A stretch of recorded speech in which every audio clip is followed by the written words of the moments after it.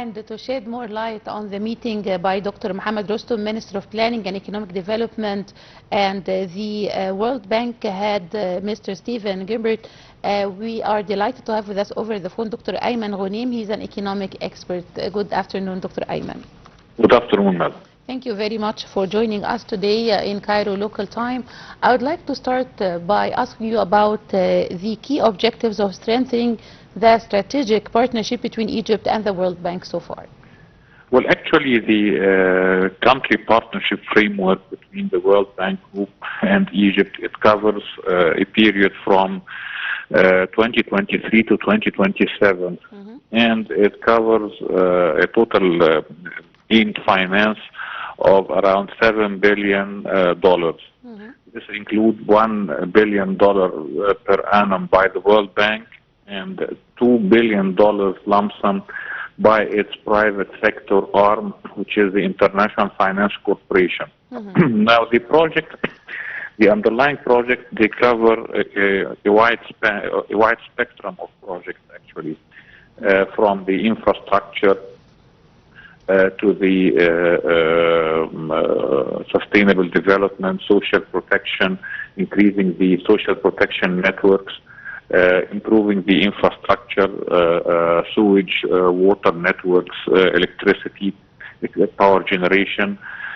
This is, of course, by the World Bank. If we're talking about the IFC, which is the private sector arm, the main finance is directed towards the private sector, of course, including and focusing actually on the small and medium-sized enterprises.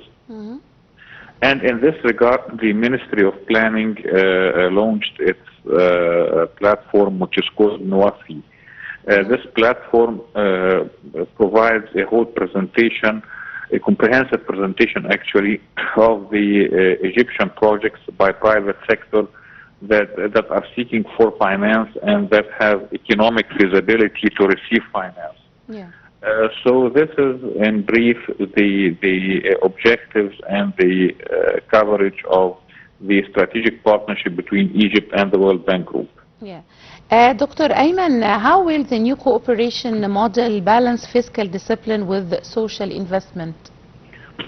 Well, actually, the World Bank is interested in the stability and progress of the Egyptian economic reform. And we know that the Egyptian economic reform has two wings, the fiscal discipline as well as the monetary soundness. Now, talking about the fiscal discipline, Egypt was able to improve its budget deficit from around 13.9% of the GDP in 2013 to a targeted level of 7.3% of the GDP in the present year that's ending June 30th, 2026, while, of course, achieving primary surplus, which is equal to the government revenues minus the government expenditures without looking at the debt service, without looking at the interest.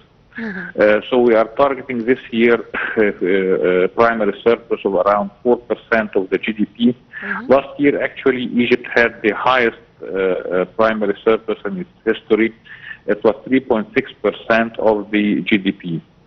The World Bank is interested in the sustainability of such fiscal discipline, and also Egypt, the Egyptian state is interested in such sustainability, and that's why when President Abdel Fattah al-Sisi instructed the government and instructed the Ministry of Finance to extend the social protection package before the holy month of Ramadan.